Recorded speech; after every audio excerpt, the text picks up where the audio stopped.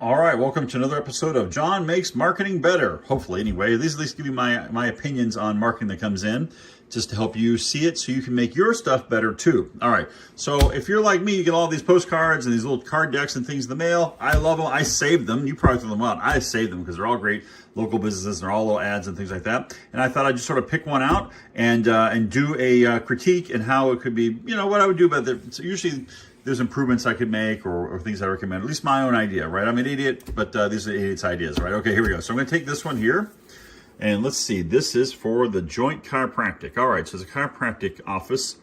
And let's see here, what's right about this? Well, I do like the headline, don't do pain, do you. That's a nice, clear, straightforward offer, which you've got there. I like that it's got a nice little entry offer, $29. That kind of lowers the friction for somebody. Like, it's an easy offer to understand. New patient special. Okay, good. That's cool.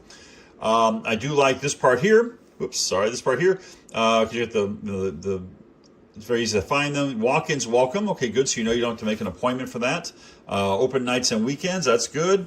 No insurance hassles. Okay, good. That's nice to know. So if you're going to go in there, basically trying to let you know it's pretty easy to just walk in and start getting a chiropractic adjustment or something like that. That's cool. Okay, so I like that. That's all right. It's not too bad. Here's my negatives on this one. So just taking a fast look at this, I mean, you can probably guess what I'm going to say. This is too much going on over here. This is kind of like, I mean, this is just a one-sided card, yeah. So this is basically the whole card, but in most worlds, this would be the front of the card, and this would be the back of the card. Putting them all together like this is pretty noisy. This is sort of like just, ow.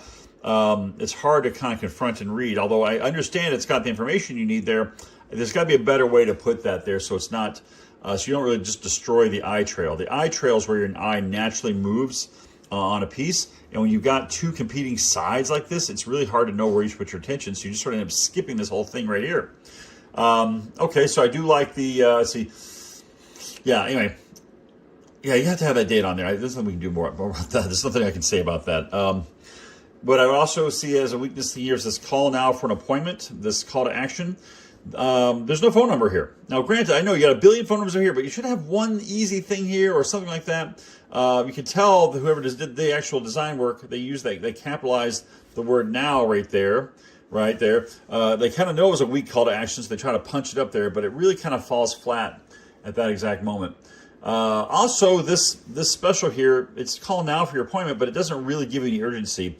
It should say like, hey, this is our special for this month, call to get the deal. Maybe put a little QR code that takes them straight to someplace they can schedule. Of course, remember you also say, walk-ins welcome. So you could say, bring this card with you, something like that for the $29 special. Something more original than that, probably. From a design point of view, this is okay, this part here, but I would make this really stand out more. Even how like the word patient almost blends in with the same color, makes it a little harder to read. And it's got this little mouse type down here. I think if I read it carefully, it says includes something or I don't know what the hell it includes. I can't read it. Why don't you just go ahead and take this and put over all this legal schmeagle stuff. All this legal stuff is kind of, no one's going to read that, right? You might just, if you got anything else like that, cram it in there and use that. Make this maybe a little brighter. Make it really what's called the hero of the card so it stands out a little bit more.